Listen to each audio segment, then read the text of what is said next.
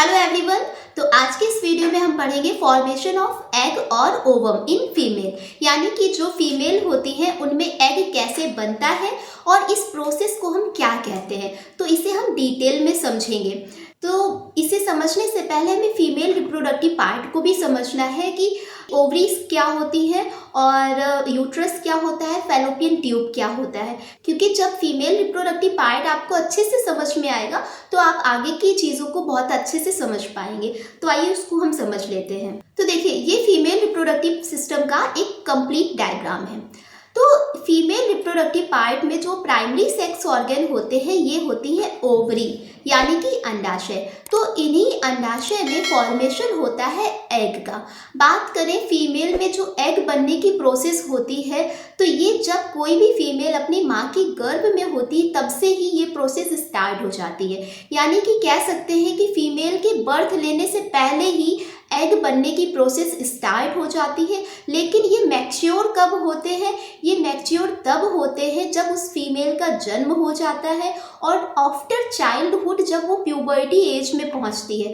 Puberty as यानी कि यौवनावस्था, मतलब कि जब उस फीमेल में मेंस्ट्रुअल साइकिल यानी कि पीरियड्स आना स्टार्ट हो जाते हैं, तब ये एग मैच्योर हो जाते हैं और एक एग हर मंथ रिलीज होता है।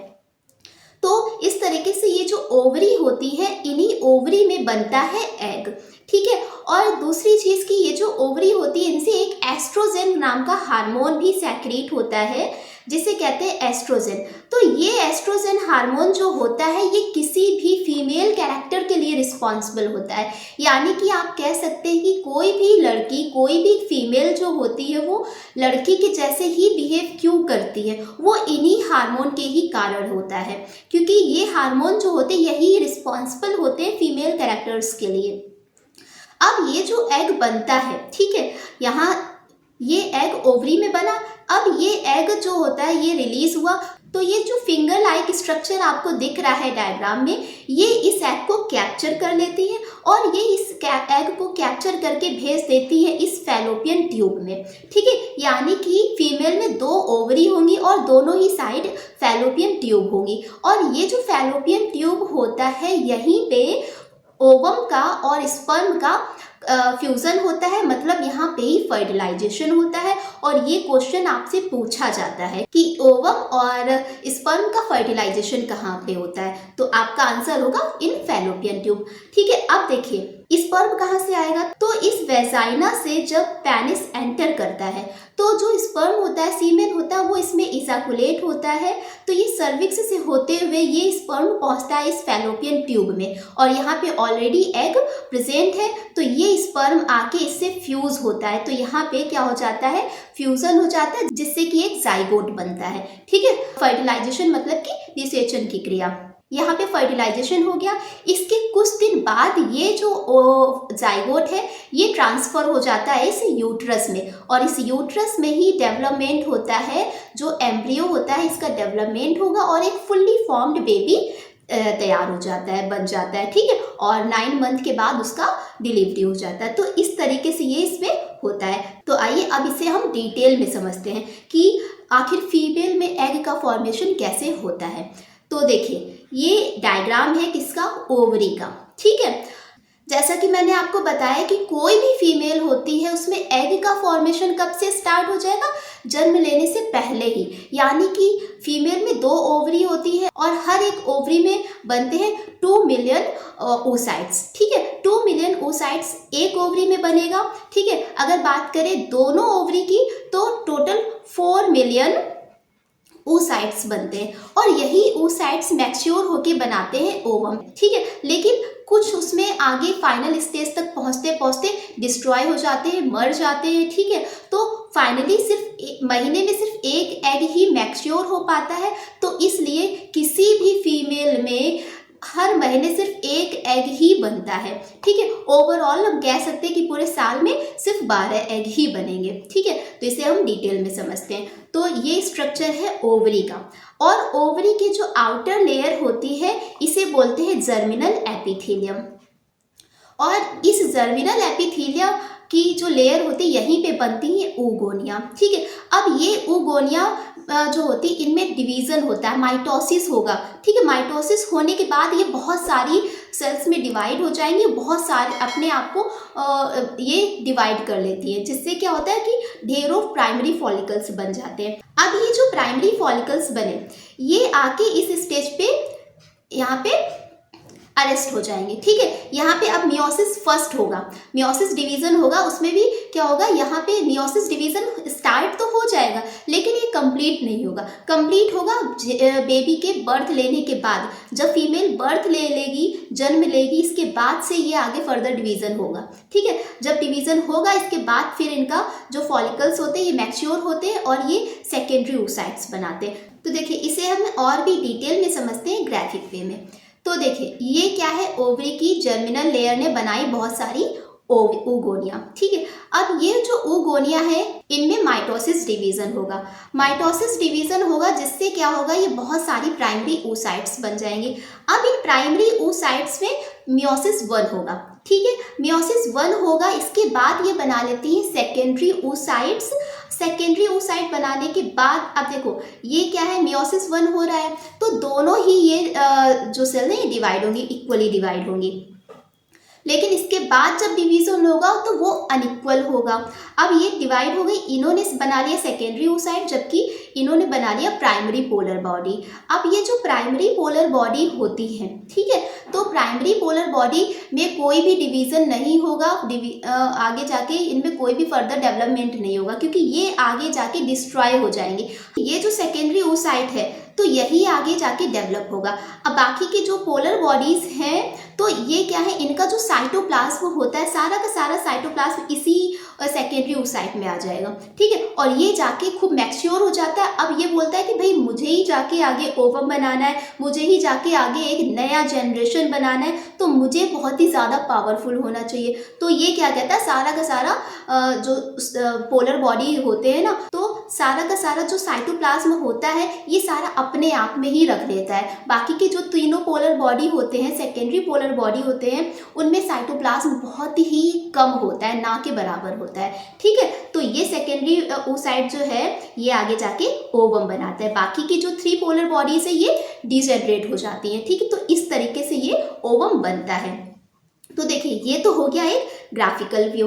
अब इसको हम थ्योरी में समझेंगे क्योंकि ये आपके एग्जाम में बहुत ही ज़्यादा पूछा जाने वाला क्वेश्चन है, बहुत ज़्यादा ही इम्पॉर्टेंट क्वेश्चन है। इसे आप 5 स्टार मार्क कर लीजिए कि ये तो आपसे एग्जाम में पूछा ही जाना है।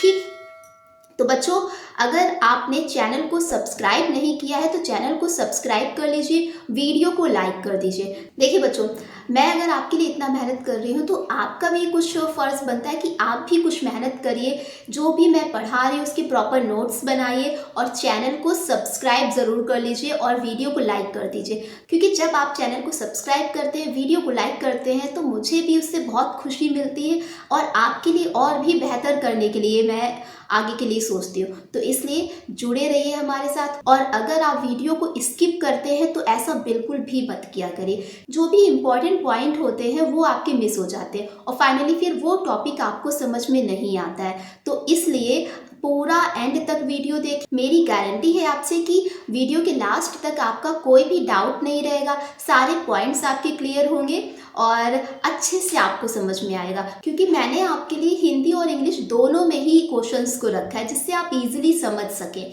ठीक है, तो वीडियो को स्किप बिल्कुल भी मत किया करिए। तो आइए स्टार्ट करते हैं। तो oogenesis is the process of formation of female gametes. This process begins inside the foetus before birth. मैंने आपको बताया कि जो oogenesis की प्रोसेस होती है इसमें क्या होता है, एग का फॉर्मेशन होता है, यानी कि फीमेल गैमेट बनता है। ठीक है, और ये प्रोसेस कब से स्टार्ट हो जाती है, ये बिफोर बर्थ स्टार्ट हो जाती है। जब कोई भी फीमेल अपनी माँ के गर्भ में होती है तभी से ये प्रोसेस स्टार्ट हो जाती है। ठीक, oogenesis occurs in the outermost layer of the ovaries। जो oogenesis की प्रोसेस होगी कहाँ पे होगी, ये ओवरीज के आउटर मोस्ट लेयर पे होगी, जिसे हम क्या कहते हैं, जर्मिनल एपिथेलियम कहते हैं। नेक्स्ट पॉइंट क्या है कि the steps in oogenesis up to the production of primary oocytes occur before birth, यानी कि जो प्राइमरी oocytes है वो कब बनेंगे, वो बिफोर बर्थ ही बन जाएंगे। और ये आपसे क्वेश्चन पूछा जाता है कि जो प्रोडक्शन ऑफ प्राइमरी oocytes होता है वो कब होगा, वो फीमेल के बिफोर बर्थ ही हो जाता है। फीमेल के जन्म लेने से पहले ही प्राइमरी oocytes बन जाते हैं। जितना भी प्राइमरी oocytes बनना है वो जन्म से पहले ही बन जाएगा। जन्म लेने के बाद कोई भी प्राइमरी oocyte नहीं बनेगा, ये चीज आपको ध्यान रखनी है, ठीक है। नेक्स्ट क्या है कि oogenesis starts with a germ cell called oogoneum and undergoes mitosis to increase in number. मतलब कि जो oogenesis की प्रोसेस होती है कब से स्टार्ट होगी, ये एक जर्म सेल जिसे बोलते हैं oogoneum, इसी से ही स्टार्ट होगी और इसमें ही माइटोसिस होगा और ये अपनी संख्या बहुत ही ज़्यादा बढ़ा लेते हैं। As I told you in previous point, primary oocyte do not divide further, they either become secondary oocyte और degenerate। मैंने आपको जैसे बताया कि जो प्राइमरी oocyte एक बार बन गए, जितने भी प्राइमरी oocyte को बनना है वो जन्म से पहले ही बन गए।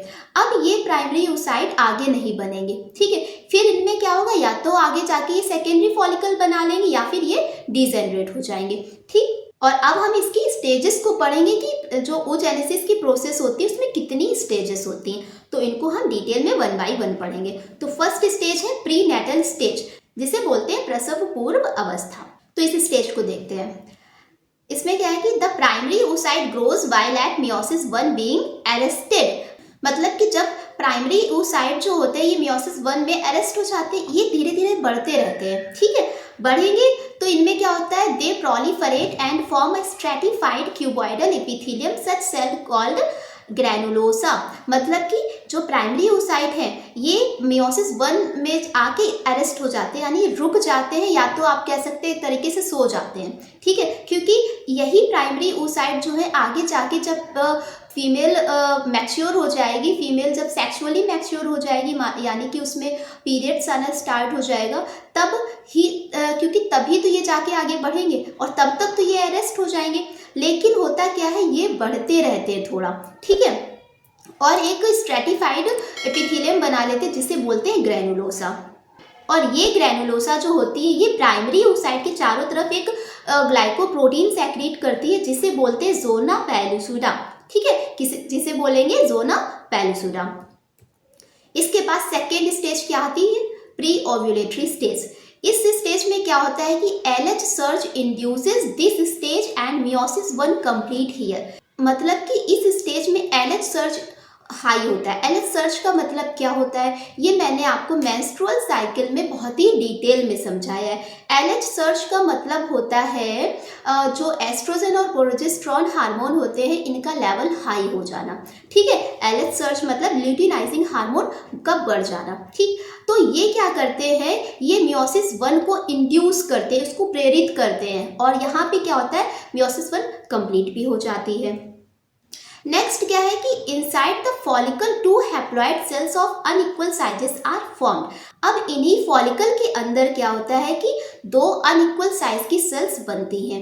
ए polar body forms one of the daughter cells which receives less cytoplasm. अब जो पोलर बॉडी होते हैं, डायग्राम में देखिए ये डिवीजन हुआ, ठीक है, ये पोलर बॉडी बने। अब मैंने आपको ऑलरेडी पहले बताया कि जो पोलर बॉडी होते हैं इनमें क्या होता है, साइटोप्लाज्म की मात्रा बहुत ही कम होती है, ठीक है, क्योंकि भाई एक ही एग तो बनना है और वही एग आगे जाके मैच्योर होगा, ठीक है, आगे जाके फर्टिलाइजेशन भी उसे ही करना है, तो उसके पास न्यूट्रिशन भी बहुत ज़्यादा होना चाहिए, उसको पावरफुल ज़्यादा होना चाहिए। तो इसलिए ये तीनों पोलर बॉडी जो होती है, यह सारा का सारा साइटोप्लाज्म उस ओवम को ही दे देती है, यानी कि सेकेंडरी oocyte को दे देती है, ठीक है।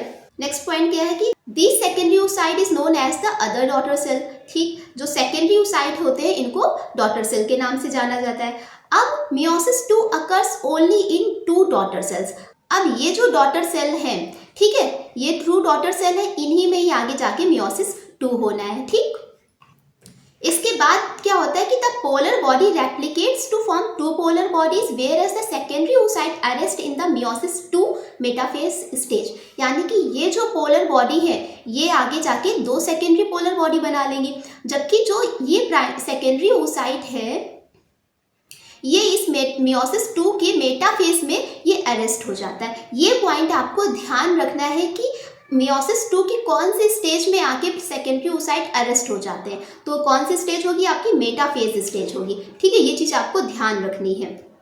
इसके बाद आपकी थर्ड स्टेज आती है एंट्रल स्टेज। इस स्टेज में क्या होता है कि the fluid filled space between granulosa cells merge together to form a central fluid filled space called antrum।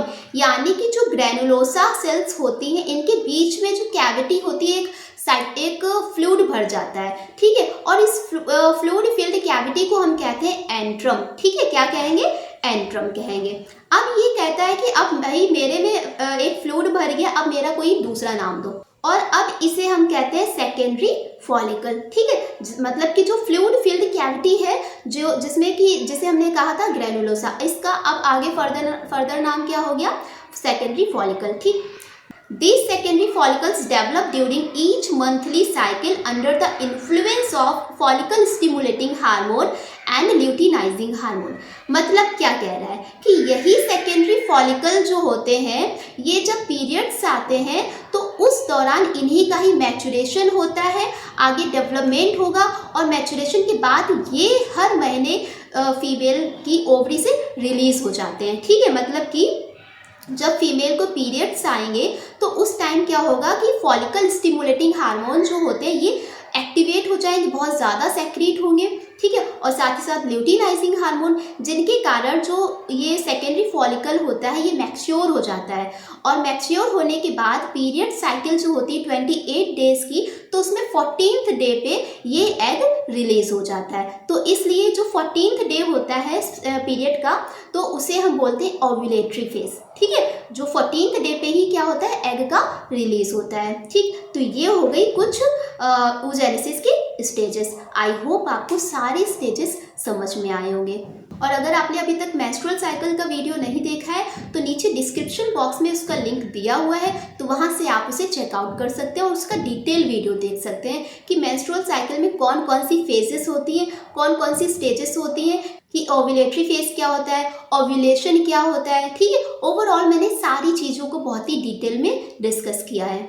तो ये हो गया हमारा oogenesis के बारे में। तो नेक्स्ट वीडियो में हम पढ़ेंगे फर्टिलाइजेशन और इम्प्लांटेशन, कि फीमेल में फर्टिलाइजेशन कैसे होता है और इम्प्लांटेशन कैसे होता है, यानी कि जो स्पर्म और ओवम का फ्यूज़न कैसे होगा, और फ्यूज़न होने के बाद जो जाइगोट बनता है वो जाइगोट फीमेल के यूट्रस यानी कि गर्भाशय में कैसे इम्प्लांट होगा, तो उसे भी हम नेक्स्ट वीडियो में डिटेल में समझेंगे।